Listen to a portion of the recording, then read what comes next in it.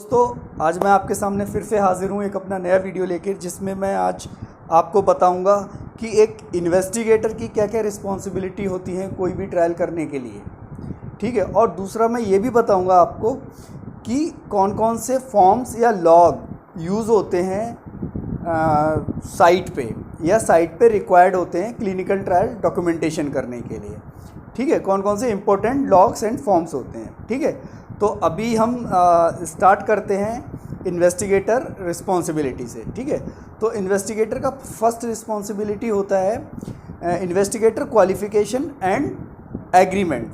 ठीक है। तो that means investigator should be qualified by the qualification and his experience. Okay, clear. And और वो रेडी भी होना चाहिए ट्रायल करने के लिए, एग्री भी होना चाहिए। ठीक है।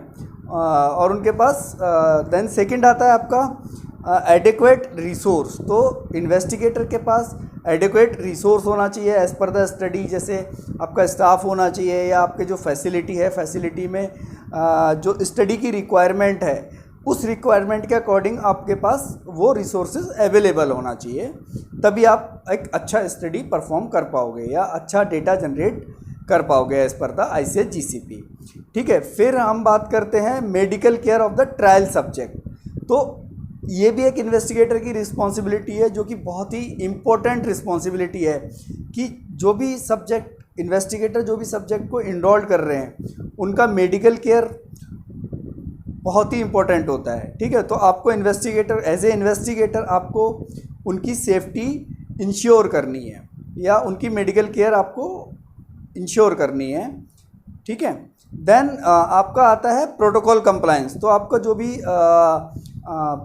भी आपका प्रोटोकॉल है, जो भी स्टडी आप कंडक्ट कर रहे हो, वो एज़ पर द प्रोटोकॉल होनी चाहिए। अगर मान लो आपको लगता है कि कुछ सब्जेक्ट के लिए हैज़ार्डियस है, तो आपको कुछ डेविएट करना है प्रोटोकॉल को, तो वो with the agreement with sponsor आप उनको डेविएट कर सकते हो। और वो डेविएशन आपको इमीडिएटली आपको एथिक्स कमेटी और आपका CLA और स्पॉन्सर को आपको इन्फॉर्म करना है।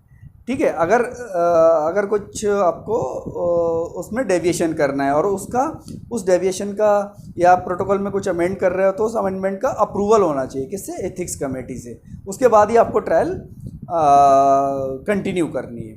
ओके। देन आपका बात आता है IP। तो जो IP मीन्स इन्वेस्टिगेशनल प्रोडक्ट। तो इन्वेस्टिगेशनल प्रोडक्ट का आपका 100% अकाउंटेबिलिटी होना चाहिए कि कितना आपका रिसीव हुआ है, कितना आपका स्टोर है, कितना डिस्पेंस हो गया है, उसका जहाँ पे स्टोर है वो क्या एक्सेस कंट्रोल्ड है। ठीक है। ये सारे रिस्पॉन्सिबिलिटी इन्वेस्टिगेटर की होती है। ठीक है। तो इन्वेस्टिगेटर को इंश्योर करना है 100% accountability of investigational product. Okay. Then आता है आपका कम्युनिकेशन विद एथिक्स कमेटी या IRB। ठीक है। तो ये भी रिस्पॉन्सिबिलिटी इन्वेस्टिगेटर की है। तो इसमें क्या करेगा, जैसे कोई भी ट्रायल प्रोग्रेस रिपोर्ट अगर सबमिट करनी है, तो वो इन्वेस्टिगेटर करेगा। या आपको कोई भी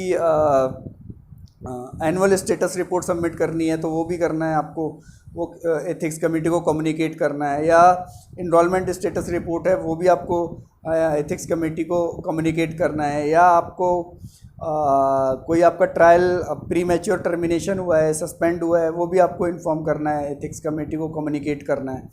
ठीक है। तो this type of communication will be done by investigator. Okay. Then आता है आपका records and reports.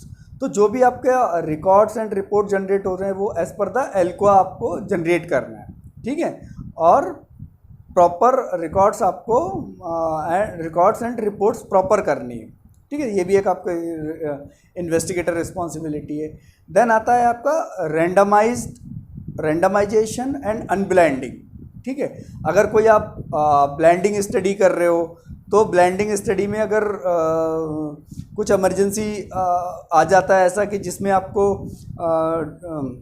Blinded study को अनब्लाइंड करना है, तो वो आपकी रिस्पॉन्सिबिलिटी है। और वो unblinding procedure as per the protocol में जो भी इंस्ट्रक्शंस हैं उसके अकॉर्डिंग होना चाहिए। ठीक है। तो रैंडमाइजेशन भी इन्वेस्टिगेटर की रिस्पॉन्सिबिलिटी है और अनब्लाइंडिंग भी if required in specific case.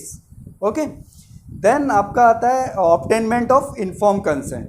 तो इन्फॉर्म कंसेंट भी एक लेना इन्वेस्टिगेटर की रिस्पॉन्सिबिलिटी है। ठीक है, पूरा स्टडी को एक्सप्लेन करना है in front of trial subject.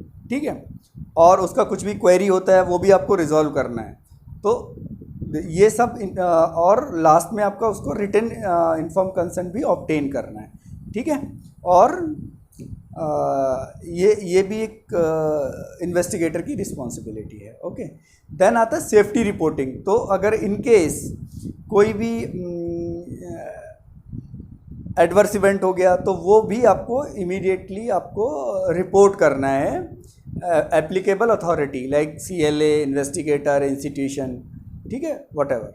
Then आपको स्टडी प्रोग्रेस रिपोर्ट, जैसे मैंने आपको पहले भी बताया, स्टडी प्रोग्रेस रिपोर्ट आपको क्वार्टरली, 6 मंथली, एनुअली वो आपको सबमिट करनी है स्पॉन्सर को and ethics committee and CLA।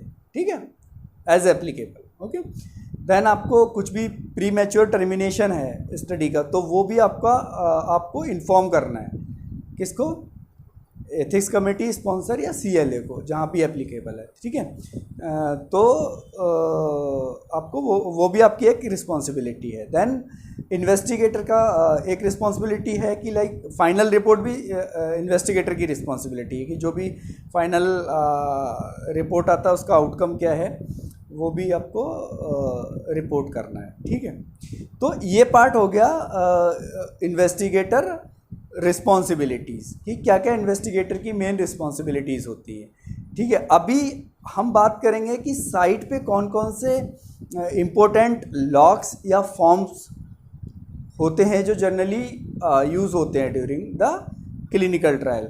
तो एज ए साइट आपके पास इन्वेस्टिगेटर एग्रीमेंट का टेम्पलेट होना चाहिए, फिर आपके पास ट्रेनिंग लॉग होना चाहिए, IMP अकाउंटेबिलिटी लॉग होना चाहिए, सब्जेक्ट आइडेंटिफिकेशन लिस्ट होनी चाहिए या सब्जेक्ट आइडेंटिफिकेशन कोड आपके पास अवेलेबल होना चाहिए।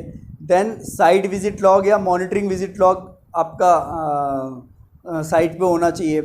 देन आपके पास डेलीगेशन ऑफ रिस्पॉन्सिबिलिटी लॉग आपके पास होना चाहिए, टेम्परेचर लॉग जिसमें कि आप IMP का टेम्परेचर मेंटेन करोगे वो लॉग भी होना चाहिए। देन आता है आपका site selection and site screening and enrolment log. तो ये सब्जेक्ट स्क्रीनिंग और सब्जेक्ट इनरोलमेंट लॉग भी आपके पास होना चाहिए। देन एडवर्स इवेंट फॉर्म्स, जैसे अपना सीरियस एडवर्स इवेंट के लिए टेबल 5 फॉर्मेट आप अवेलेबल होना चाहिए। अगर इन केस कुछ ऐसे ही होता है तो आप इमीडिएटली उसमें इंफॉर्मेशन फिल करके आप इमीडिएटली रेगुलेटरी अथॉरिटी को सबमिट कर पाओ।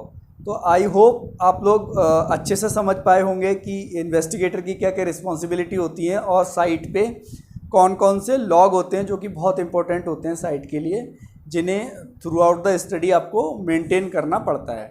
ठीक है, तो प्लीज़ मेरी वीडियो लाइक कीजिए, मेरा चैनल GCP अड्डा सब्सक्राइब कीजिए, शेयर कीजिए और कमेंट कीजिए। ठीक है, अगर आपको लगता है कि कोई आपके मन में कुछ ऐसा आता है कि आप इस टॉपिक पे वीडियो बनाओ तो मैं ट्राई करूँगा कि उस टॉपिक को मैं थोड़ा रीड करूँ, अंडरस्टैंड करूँ और आपके सामने प्रेजेंट करूँ।